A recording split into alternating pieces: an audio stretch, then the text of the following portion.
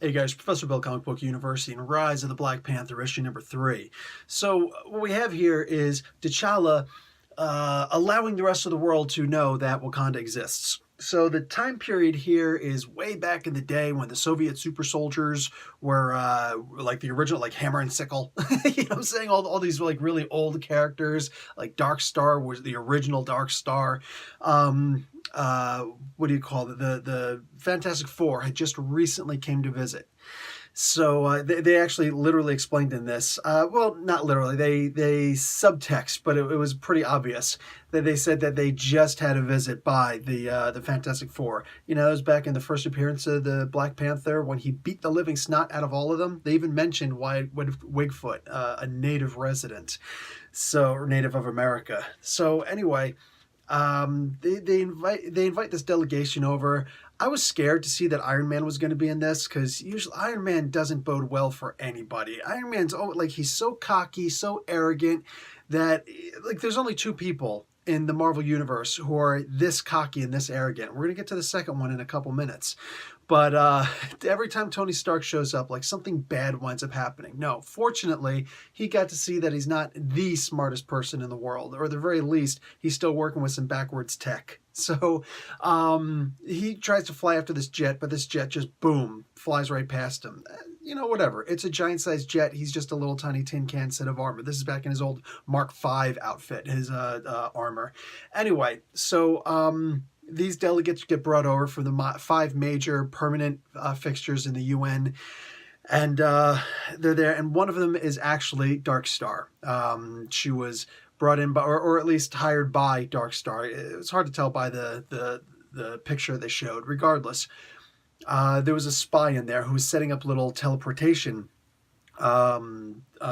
markers, so the Winter Soldier was able to teleport in. Now this was actually really interesting because while T'Challa is trying to entertain these guests and show, hey look, we've got all this and we've got that, look at all these cool things we've got, you know you don't stand a chance if you try to attack us, right?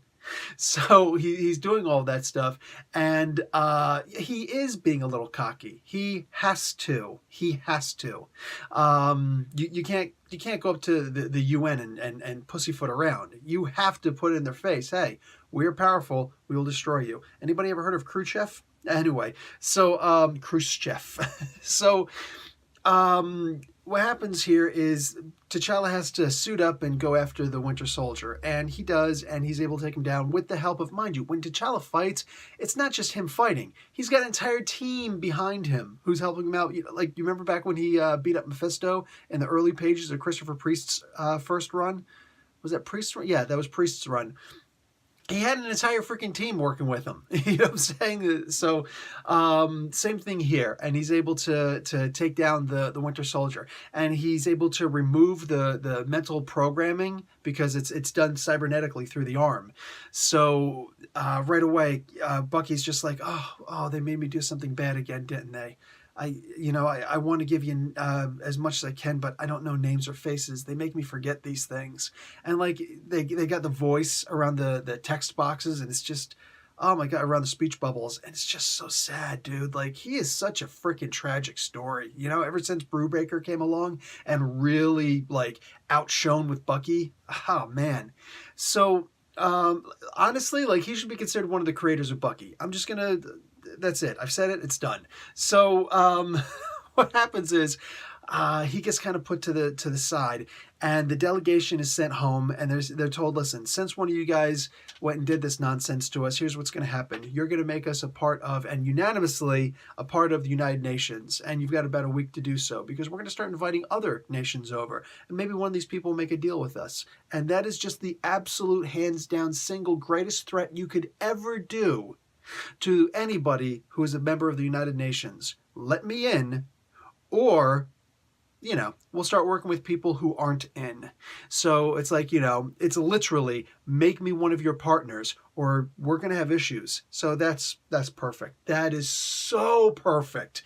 It's genius. I don't know how else to explain that. So they get back, everything's supposed to be winding down, and they also, on the way back from the United Nations, they're going back to the jet to fly back home. They come across Njidaka, that is Eric Killmonger. Yeah. So this is the part where he says, please take me back home. Oh, my king. Wow, I can't believe this. Wow, I actually get to go back home. So what they're basically doing here is they're just giving all of the history of the Black Panther, but instead of having to read a billion comics, not really billion, more like about 4 dozen, instead of having to read all of those, you just simply read this, and you're caught up without all the minor details. You got the major details.